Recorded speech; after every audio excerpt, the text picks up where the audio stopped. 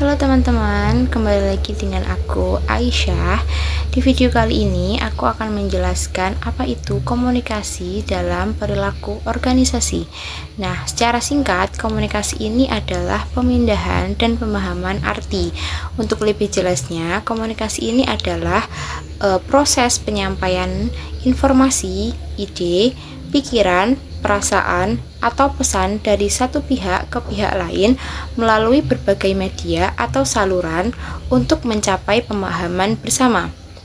Nah, dalam komunikasi ini itu terdapat beberapa elemen utama, yaitu ada pengirim atau komunitor, yang kedua ada penerima atau komunikan, yang ketiga ada pesan, saluran, dan umpan balik.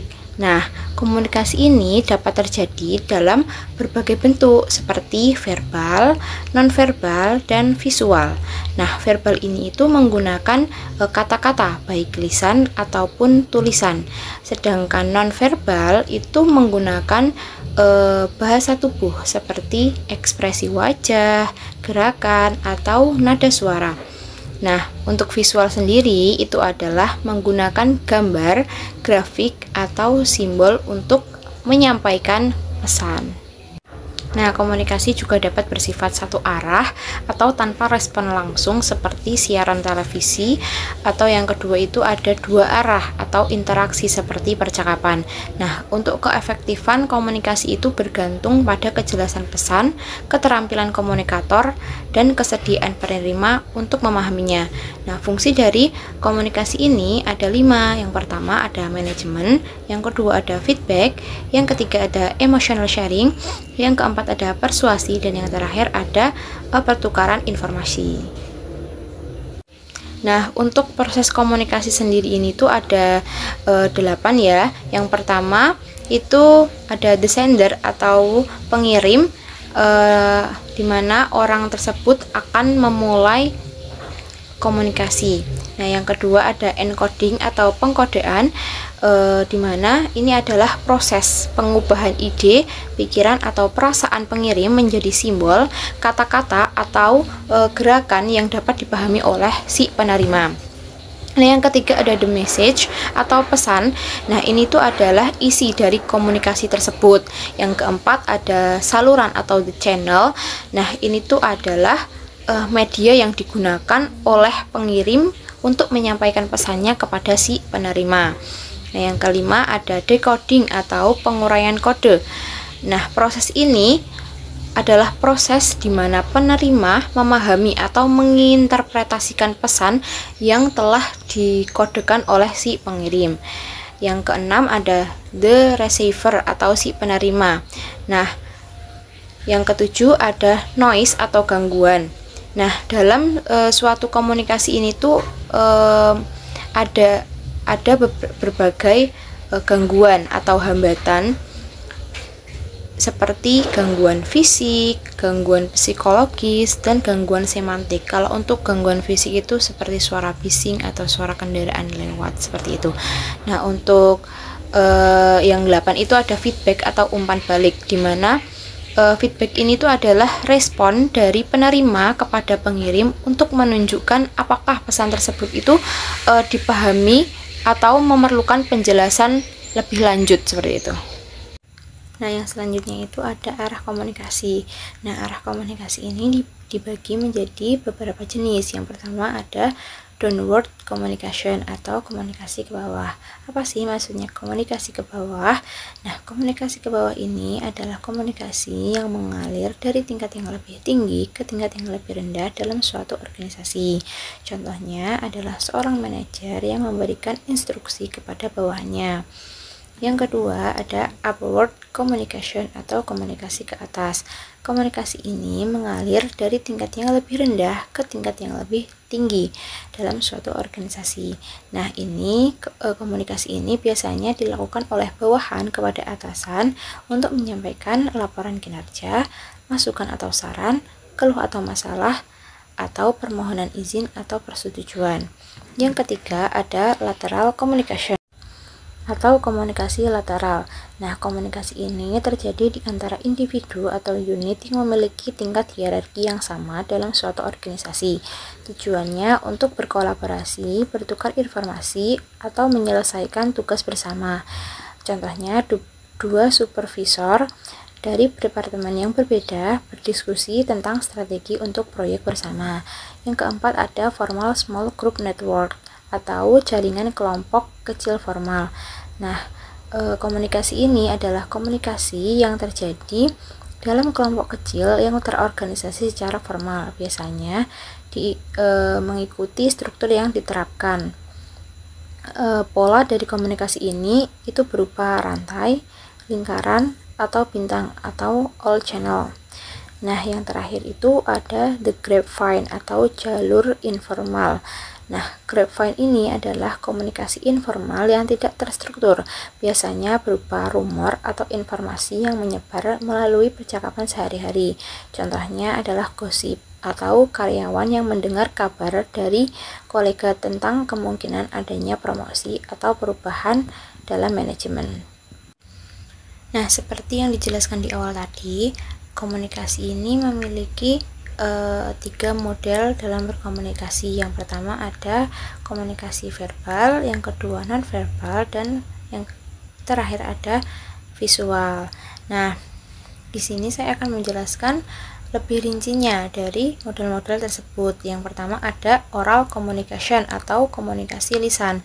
Nah, komunikasi ini yang disebut sebagai komunikasi verbal karena dilakukan secara verbal atau melalui ucapan, baik secara langsung maupun melalui media seperti telepon atau video conference. Nah, yang kedua ada written communication atau komunikasi tertulis. Nah, ini adalah komunikasi yang disebut sebagai komunikasi visual karena disampaikan dalam bentuk tulisan, baik secara fisik maupun digital atau berupa grafik seperti itu. Nah, untuk yang terakhir ada non-verbal communication atau komunikasi non-verbal.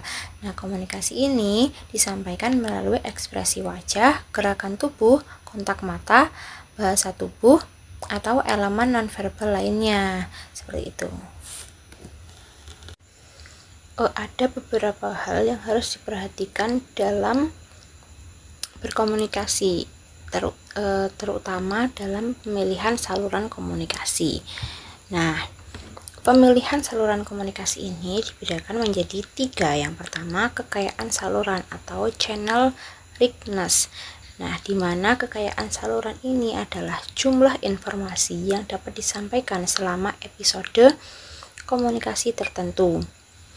Nah, ini tuh mengacu pada kapasitas suatu saluran komunikasi untuk menyampaikan pesan dengan lengkap, jelas, dan efektif.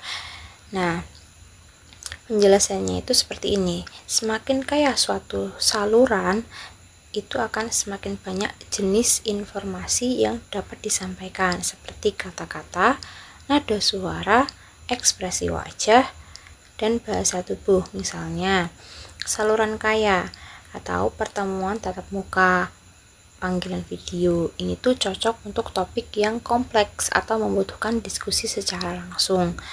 Nah, untuk saluran kurang kaya atau melalui email atau pesan teks, ini tuh cocok untuk informasi sederhana atau dokumentasi.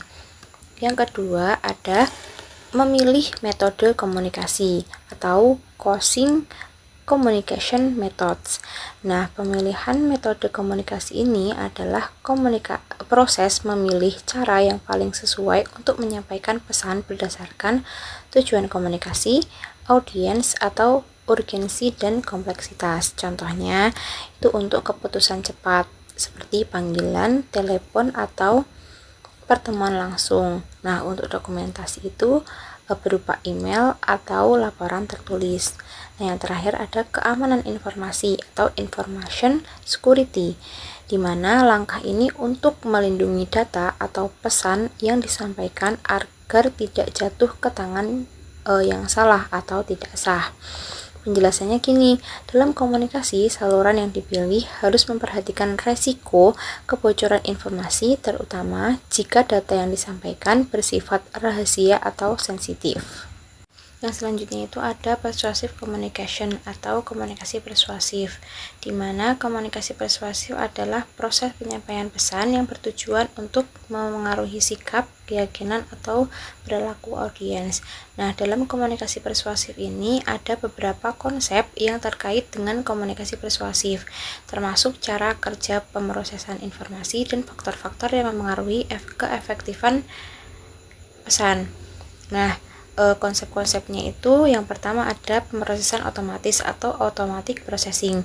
Nah, pemrosesan otomatis ini adalah pemrosesan informasi secara cepat dan tanpa banyak usaha atau perhatian mendalam. Yang kedua ada pemrosesan terarah atau controlled processing. Nah, ini itu adalah pemrosesan informasi secara mendalam dan analitis yang melibatkan perhatian dan evaluasi logis. Nah, yang ketiga ada prediktor efektivitas komunikasi persuasif. Nah, di sini itu ada beberapa faktor utama yang memengaruhi apakah komunikasi persuasif itu akan berhasil atau tidak. Yang pertama itu ada tingkat ketertarikan atau interest level, di mana audiens yang memiliki ketertarikan tinggi terhadap topik lebih cenderung memproses informasi secara terarah. Nah, sebaliknya, jika audiens dengan ketertarikan rendah mungkin hanya terpengaruh oleh elemen emosional atau isyarat visual. Yang kedua ada pengetahuan sebelumnya atau prior knowledge. Nah, di mana audiens dengan pengetahuan yang luas tentang topik cenderung lebih kritis dan menggunakan pemrosesan terarah. Yang ketiga ada kepribadian atau personality. Nah, beberapa individu itu lebih suka analisis mendalam, sementara yang lain lebih responsif terhadap pesan emosional. Misalnya, orang yang dengan kepribadian need for cognition, kebutuhan berpikir, lebih suka berargumen logis. Yang keempat ada karakteristik pesan atau message karakteristik. Nah, di mana di sini tuh ada kredibilitas pembicara. Audiens lebih mempercayai pesan dari sumber terpercaya dan berpengalaman, atau biasanya kalau ibu-ibu tuh artis gitu yang dipercaya gitu. Nah, yang terakhir itu adalah choosing the message atau memilih pesan yang tepat. Nah, dalam memilih pesan untuk komunikasi persuasif itu ada beberapa pertimbangan. Yang pertama adalah kenali audiens Anda. Terus yang kedua, gunakan pendekatan yang sesuai. Yang ketiga ada konteks pesan, dan yang terakhir yaitu seruan emosional atau yang logis. Nah, yang terakhir itu ada barriers to effective communication atau hambatan dalam komunikasi efektif. Komunikasi yang efektif sangat penting dalam berbagai aspek kehidupan, baik pribadi maupun profesional. Namun, terdapat berbagai hambatan yang dapat mengganggu proses penyampaian pesan kepada penerima. Hambatan-hambatan tersebut berupa 1. Filtering atau penyaringan. Nah, penyaringan ini terjadi ketika pengirim pesan yang sengaja memodifikasi atau menyederhanakan pesan agar lebih dapat diterima oleh penerima. Contohnya, seorang bawahan hanya menyampaikan informasi positif kepada atasan dengan menghilangkan informasi negatif. Yang kedua, ada persepsi selektif atau selective perception. Nah, persepsi selektif terjadi ketika penerima pesan hanya memahami informasi sesuai dengan bias, kepercayaan, atau pengalaman pribadi mereka. Contohnya, seorang karyawan mungkin menganggap kritik dari manajer sebagai serangan pribadi, meskipun niat dari manajer tersebut untuk membantu mereka agar lebih berkembang. Yang ketiga, kelebihan informasi. Nah, kelebihan informasi terjadi ketika penerima menerima terlalu banyak informasi sekaligus sehingga si penerima ini sulit untuk memproses semuanya. Yang keempat ada emosi. Emosi ini juga dapat mempengaruhi bagaimana pesan diterima dan dipahami. Contohnya, ketika seseorang itu marah, mereka mungkin menginterpretasikan pesan tersebut dengan netral sebagai serangan, karena penyampaian pesannya itu disampaikan secara marah gitu loh. Terus yang kelima ada bahasa. Nah, perbedaan dalam bahasa atau penggunaan istilah teknis dapat menjadi penghalang komunikasi. Kenapa? Karena ketika mereka menggunakan jargon teknis di depan audiens yang tidak memahami istilah tersebut, mereka tidak akan memahami pesan yang disampaikan oleh si